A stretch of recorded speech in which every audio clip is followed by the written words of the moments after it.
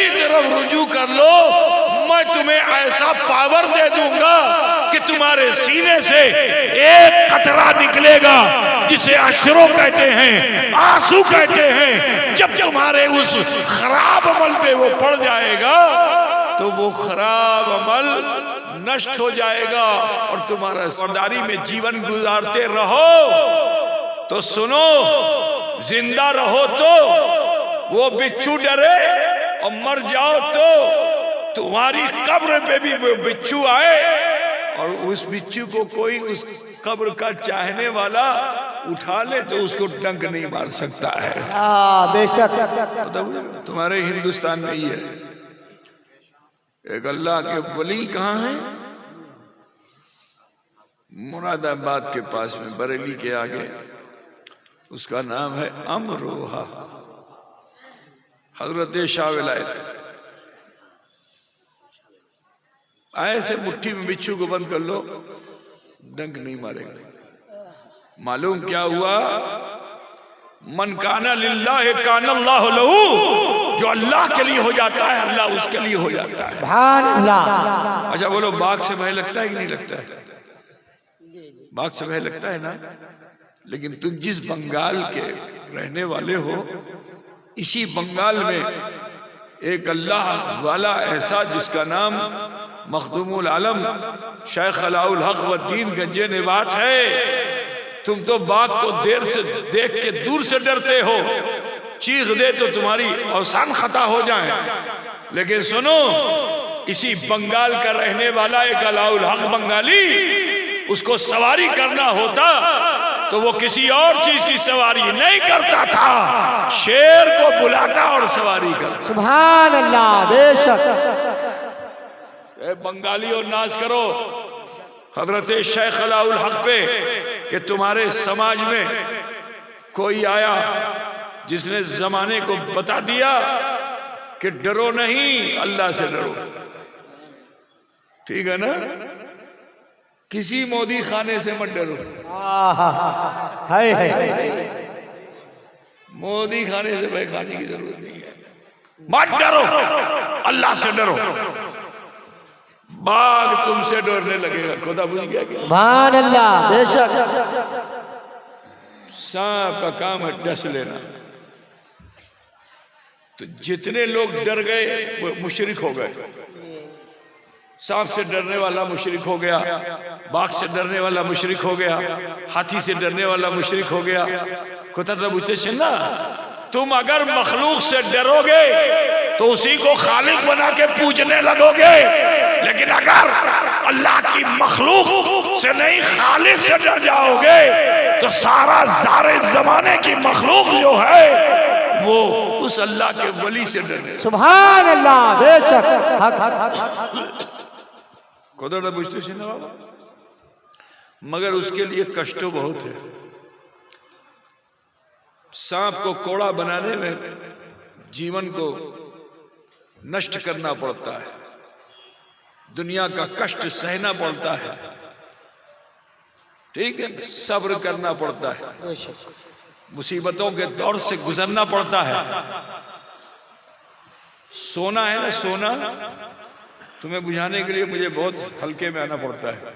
सोना बुझता है ना, किसको बोलते हैं? अंग्रेजी में गोल्ड बोलते हैं। बंगला में क्या बोलते हैं? सोन। देखो क्या बताया, सोना नहीं बोलते, स्वर्ण, स्वर्ण बोलते हैं। हमारे हिंदी भाषा में भी उसको स्वर्ण बोलते हैं। स्वर्णकार होता है, सोनार को बोलते हैं स्वर्णकार। तुम बोला सोना, सोना। सुनो, कभी देखा है सोना कैसे निकलता है? देखा है? पानी के अंदर नहीं होता, पहाड़ में होता है, माटी में। माटी को काटा जाता है, फिर उसको बहुत बड़े झरने से गुजारा जाता है, फिर उसकी माटी कटते कटते कटते सोना बिल्कुल अंदर रहता है। वो तो छोटो छोटो छोटो छोटो, ठीक है, उसके ऊपर माटी इतनी रहती है।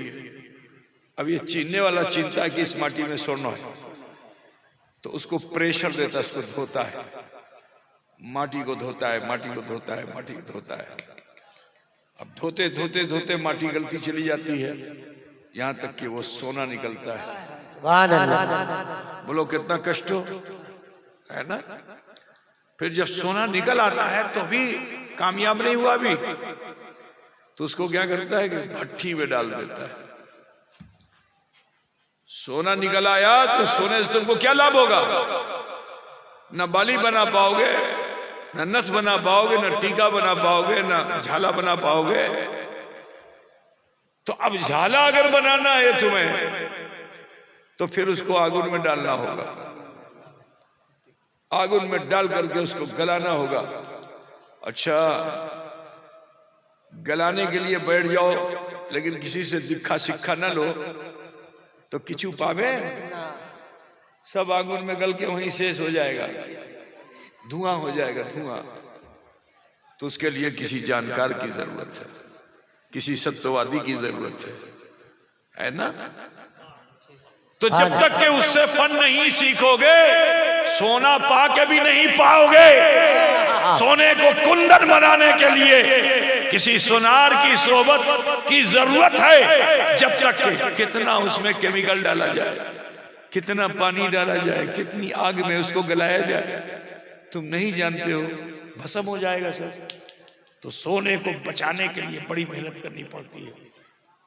बहुत कष्टों के बाद वो सोना गल करके इस हाल में होता है कि फिर उसकी ढलाई की जाती है, ठीक है ना। उसका कंगन बनाया जाता है, उसमें जाली बनाई जाती है। बंगाली लोग बहुत अच्छा अच्छा बनाते हैं, तुम लोग नहीं बना पाते हो।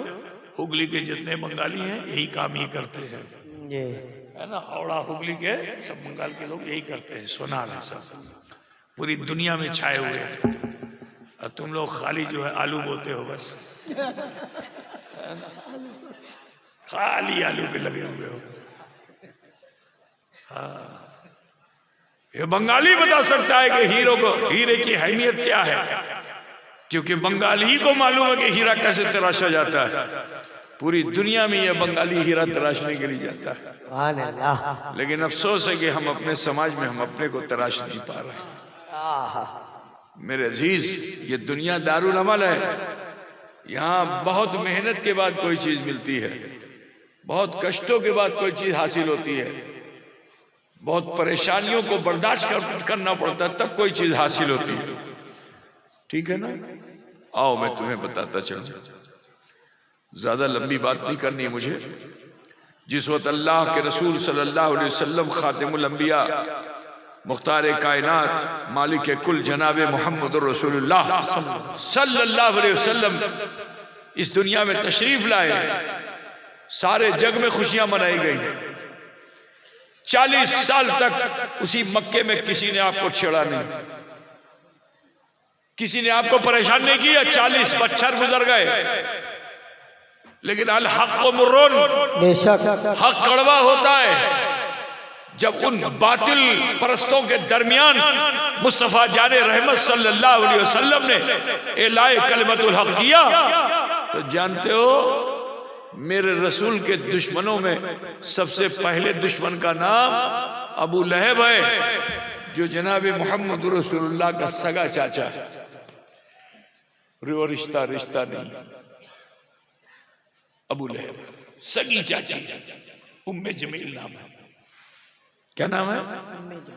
सगी चाची, बड़ी दुश्मन। लेकिन उसी मक्के में ये तो वो लोग थे कि टॉप के लोग थे। अबू लहब कौन थे? काबे की चाबी हाथ में, सोना चांदी भोग जो चढ़े सब मुतवल्ली थे। अबू लहब जो तो भोग चढ़ता, लड्डू चढ़ता, सोना चढ़ता, चांदी चढ़ती, संपूर्ण लोग इधर। सोचो को कितना पैसे वाले रहे होंगे। तो उन्होंने तो कथा को नहीं माना, लेकिन उसी समाज में एक और शख्स थे जिनकी कोई हैसियत नहीं थी, बाजार से खरीदे हुए गुलाम थे, और वो भी काले कलूटे थे। बाजार से खरीदे हुए गुलाम, काले कलूटे, समाज में कोई हैसियत अहमियत नहीं। दिन भर जानवरों पे जिस तरह माल लादा जाता है, इसी तरह वजनी गल्ला पीठ पे उठा करके यहां से वहां, वहां से वहां, रात में चक्की का पीसना। जालिम ऐसा था कि ढेर सब ला करके गोम रख देता था और हजरत बिलाल से कहता, सुबह होते होते पुरनो करते हो गए। ऐसी गुलामी थी। लेकिन मेरे मुस्तफा तो गुलामों को आजाद करने के लिए तशरीफ लाए थे ना। सुभान अल्लाह। बेशक अब जब अल्लाह के रसूल ने तालीबे इस्लाम को पेश किया, हजरत बिलाल ने जो सुना और देखा, तो फिर कुछ हीलो हुज्जत की जरूरत नहीं। ठीक है ना। हुस्न जमाल को देखा, खुल्क़े मुस्तफ़ा को देखा, किरदार रसूल को देखा, तो हजरत बिलाल के दिल ने कहा कि बिलाल, तेरा जिस्म तो बिका हुआ है, ठीक है, ये दिल तो नहीं बिका है। तेरा जिस्म तो गुलाम है, तेरा दिल तो गुलाम नहीं है।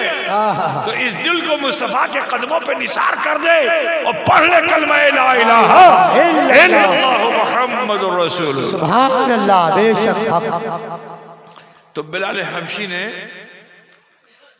कलमा पढ़ लिया। अब मालिक को जो पता चला कि बिलाल ने कलमा पढ़ लिया है, तो उसने कहा, बिलाल, हमने सुना कि तुमने इस्लाम कबूल कर लिया। कहा, আমি মিথ্যাবাদী नहीं, আমি इस्लाम कबूल कर लो। तो गुलाम के जोश को जो देखा ना, तो मालिक को ये हुआ कि अगर इस वक्त कोई डांट फटकार करूंगा तो ये भाग जाएगा, तो इसको लोभ दो।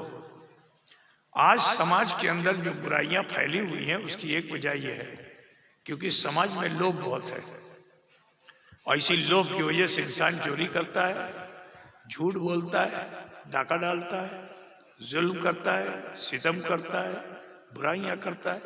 जो कुछ भी करता है लोभ में करता है। लोभ बुझता है कि नहीं? लोभ से लाभ लेना चाहता है, और जो लोग लोभ से लाभ लेने वाले हैं वही खोती में है।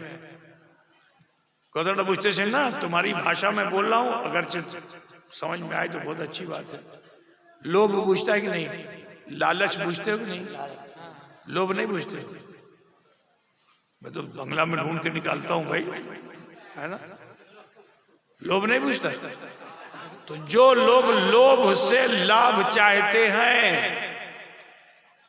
वो जलील है, वो गुमराह है, वही लोग बेदीन है। ठीक है ना। सुनो, तो मालिक तो मिजाज वही था, लोभ से। का इसको लोभ दो, ये लाभ लेने के चक्कर में दीन को दे देगा। भारत में जानते हो लोभ कैसा था? तुम्हारे यही कौरव पांडव ने, बंगाली का हिस्सा था, यहीं पे जंग हुई थी, यहीं पे मामला हुआ था। बंगाली की बात बता रहा हूं। कौरव और पांडव का सुना है हिस्ट्री तुम लोगों ने? सुना नहीं है, पढ़ा है तो सुनाया नहीं किसी को? कौरव पांडव सुना है? 3-4 में पढ़ा था ना। हाँ, तो बहुत कम पढ़ा है फिर, और ऊपर भी पढ़ो। तो कौरव पांडव जो थे, ये 2 भाई थे, समझे, सौतेले भाई थे। एक 5 थे और एक बहुत ज्यादा थे। बहुत भाई थे, 50 भाई थे कि 100 भाई थे, पता नहीं कितने, और एक 5 थे। उनको पांडव बोलते थे। हमारा पंडवा भी वहीं से मौन बन है, मालदा में। ठीक।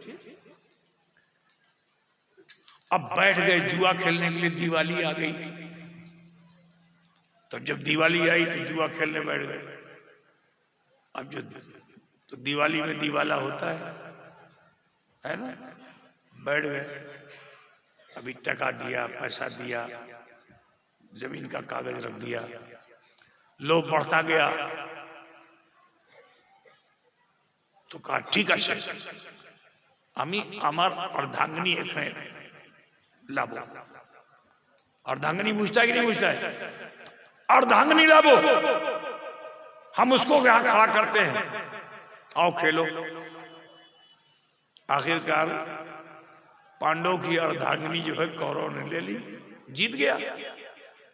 अब जो जीत गया तो औरत मिल गई तो उसके साथ क्या होगा आप जानते हो, नफ्स वाले क्या क्या करते हैं।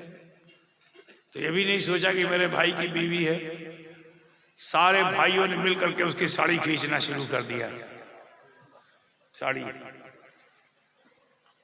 लेकिन अल्लाह जिसे बचाना चाहता है, जिसकी इज्जत को, उसकी इज्जत को कोई लूट नहीं सकता, ठीक है ना। तो ये कहानी में जो सुना रहा हूं ये हकीकत नहीं है, ये सिर्फ कहानी है, इसको कहानी ही समझिएगा। तो किसी शायर ने कहा है हिंदी में कि साड़ी खींचते जा रहे हैं, साड़ी बढ़ती जा रही है। तो फिर शायर क्या कहता है कि सारी बीच नारी है कि नारी बीच सारी है। बुझ रहे हो, सारी बीच नारी है कि नारी बीच सारी है। खींचते जा रहे शेष नहीं हो रही। तो अल्लाह ताला जिसे बचाना चाहता है बचा लेता है। तो लोभ वो चीज है। हजरत बिलाल के सामने भी लोभ रखा गया। मालिक ने कहा देखो कोने में टका पैसा दिरहम